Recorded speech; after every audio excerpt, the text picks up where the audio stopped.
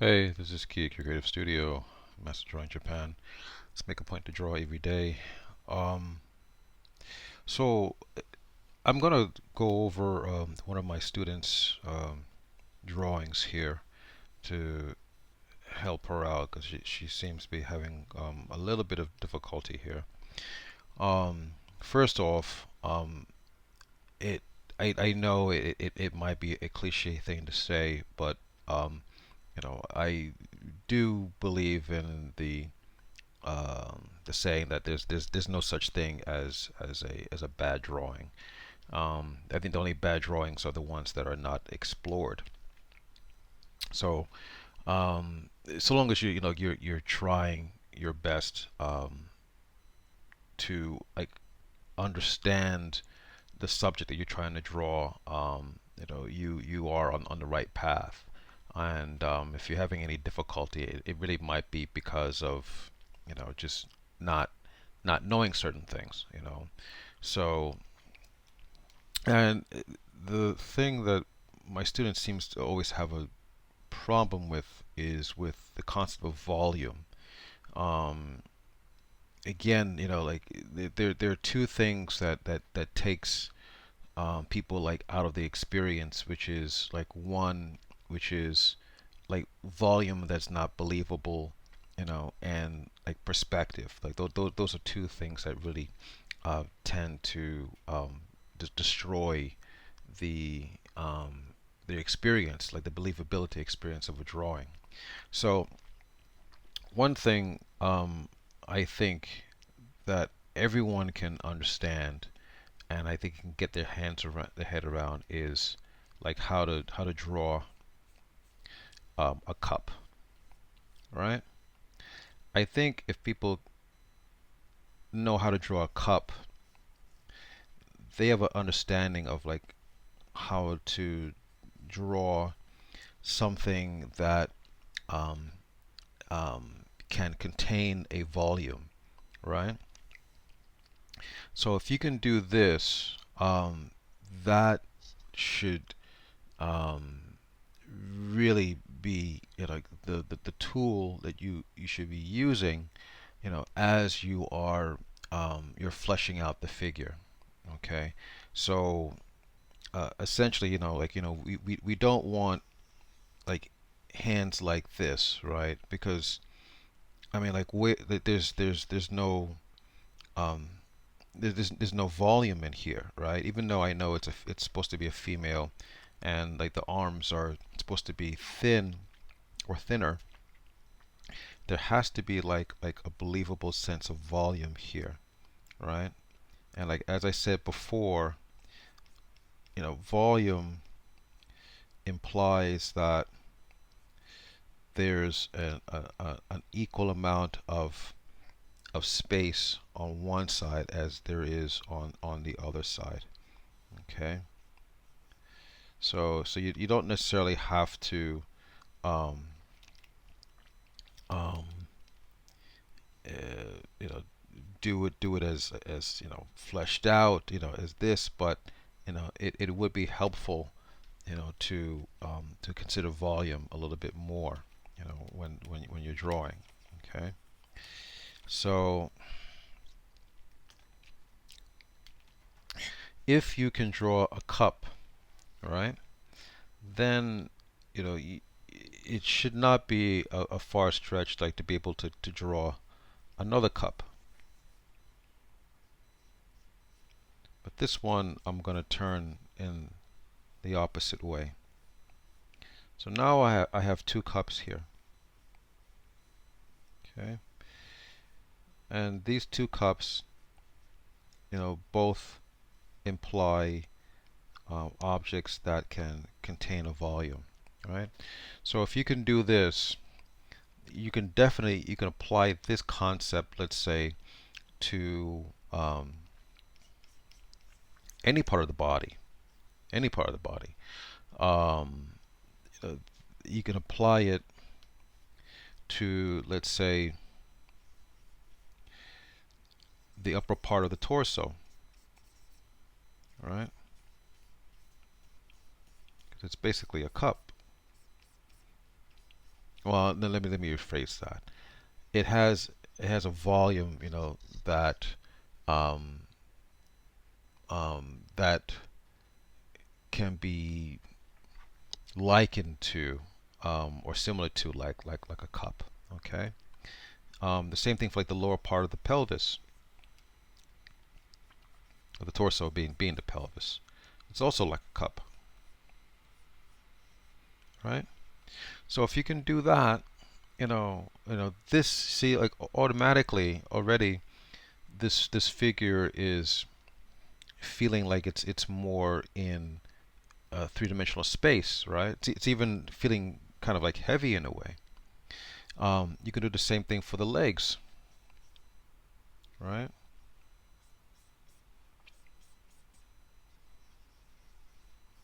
It's a long cup, okay? And I'll do the same thing down here too, okay? So if you can do this, I should make this one a little bit short, but it's okay.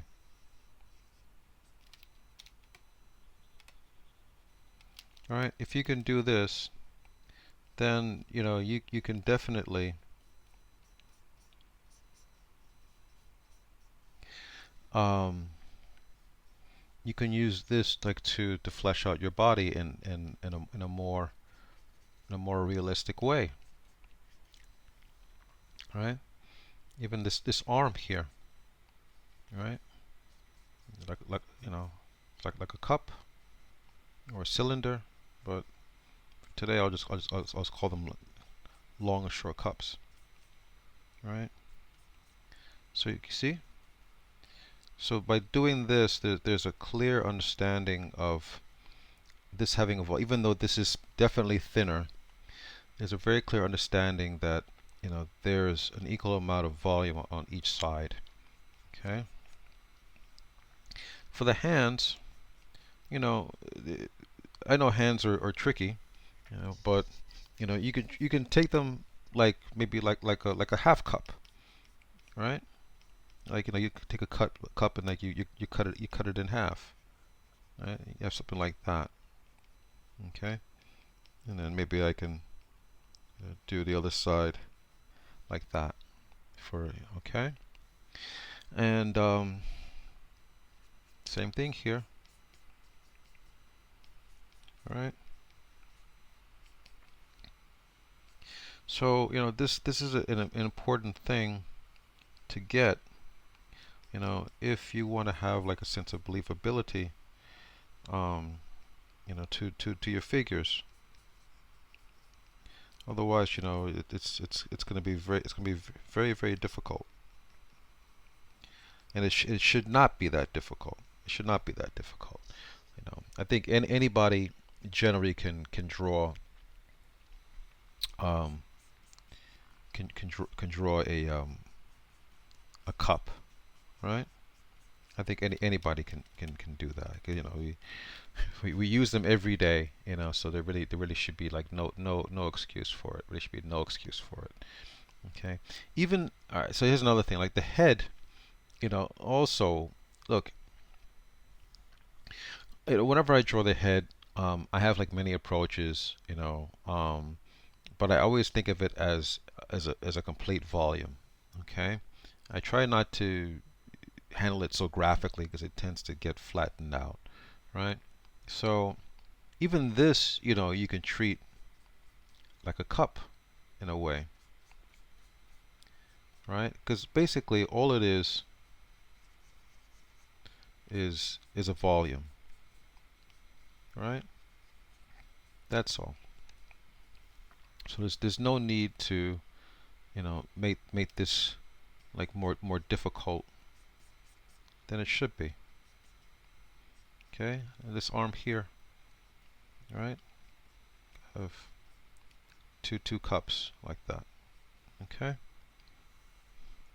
so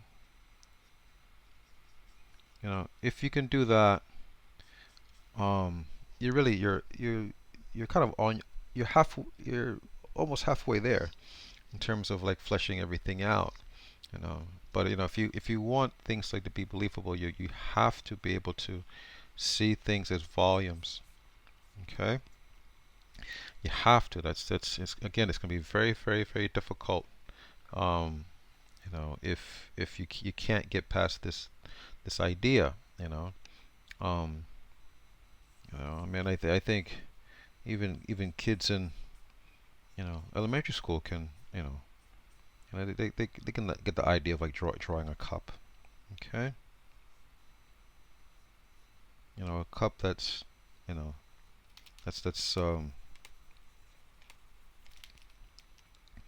that's believable. And right, in order for this cup to work, again, it it has to contain, it has to reflect um, that in terms of like this center point here, in terms of like all the volume on this side of the cup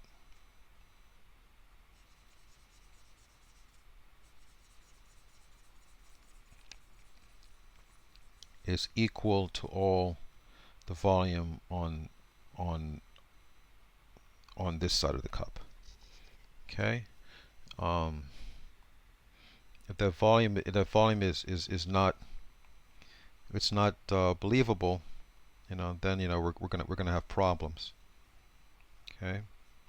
Or at least your audience is gonna have problems like understanding like what is it supposed to be looking at, right? Okay. So I'll tell you what. So that's one way of thinking about it. Okay. I'll come back to this in a moment. Um, Another way also to help yourself get a better understanding of like how to construct a figure is rhythm. Okay. So if you see like this curving this curving of the back here, right? That kind of like leads into like this curving of the stomach, like that, right? And then that leads into like the curvature of like the back of the thigh, which is here, okay, which leads into the curve of the knee, which leads into the curve of the lower calf, right? And then that leads into the curve of the inside ankle, and then the outside ankle, and then it goes out into the foot like that. Okay, so you can see there's a rhythm here, boom, from the back to the stomach, going into the leg, to the knee, outside of the lower leg, into the inside of the inside ankle, outside ankle, and then out into the foot. Okay, and then I can take that and then add my volumes on top of it like this. So in contrast to this curve, I do a straight here, right, to balance that off. And then there's my um, upper torso, the chest, and then okay, I have like the lower part of the stomach here, but I'm going to contrast that with the straight of the back. You see that? Right? So it's a curve, and a curve, and then you balance out with a straight and a straight. And then you have the curve of the outside of the thigh, but I'm going to contrast that with the straight like that. Okay? Again, I'm still thinking of these as volumes, these are still workable volumes, right? Okay? And then, the same thing, the knee. So I'm going to contrast that with the the straight of the outside leg. Okay. And then this curve of the outside leg, I'm going to contrast that with a relative straight. Relative straight. Okay. Again, I'm just using this as a tool because actually it's not really like this. This is something which is uh, I believe they call is appealing design in animation actually. Um, but I still want to think of these as volumes, right? Okay. Same thing here. Curve of the outside leg, going to the curve of the back of the leg, the curve of the top of the knee to the ankle and out into the foot, basically speaking. Okay. And again, even though it's behind here, I'm still thinking this as a volume. So it's almost like the cup, my cup example still works back here. Okay. Right. And I could do the same thing um, for the arms, right? Curve of the shoulder, and then that goes into curve of the bicep, then curve of to the outside arm, all right, to the curve of the wrist, and into the hand. And then I contrast that with a straight, and then I contrast that with a straight. Okay.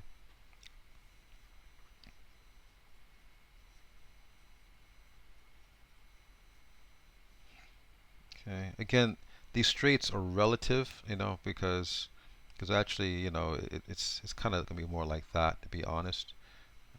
But because this is just really a design kind of tool that we're using here. Again, curve of the shoulder, right? Curve of the bicep, curve of the elbow, curve of the arm, like that. So we got that, and again, make sure that that these are clear volumes. Okay. And if you think about with the neck, well, see how this neck is going? See how this curve of the neck goes into the back like that? Okay. And then in terms of the head, you know, we can just treat that as just like one big volume like that. You can just do that.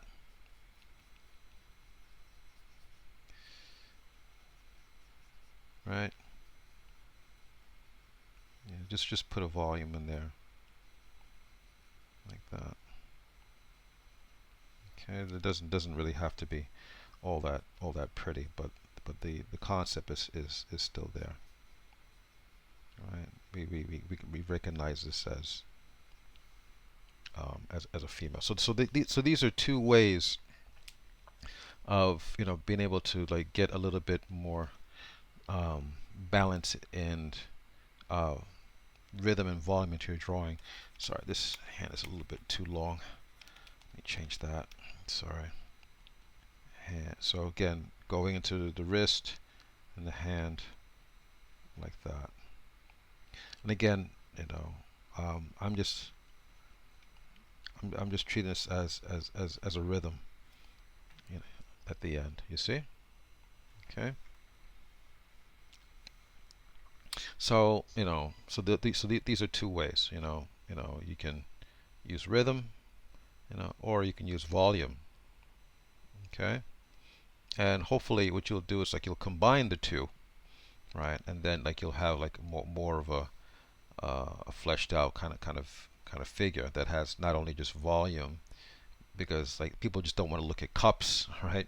And rhythm is nice, but it doesn't have the same gravity that volume has. It leads the eye from one point to the other, but we need the volume, to help flesh it out, right? Okay. So I'm not going to get too much into the design and all that kind of stuff, but um, I'll do that later. But if you really need to get your mind around like using the cup as a way to like lay down the volume. If you can do that, then that's going to help a lot. Okay. By the way, again, this is just a tool. Okay. This is not the way to draw. Um, it's just because there are many ways people will draw the relationship between the rib cage to the hip, right? Some people will actually they'll do like an egg kind of thing, okay? Um, which and then they have and kind of like a bowl kind of thing. That works. Um, it's just um,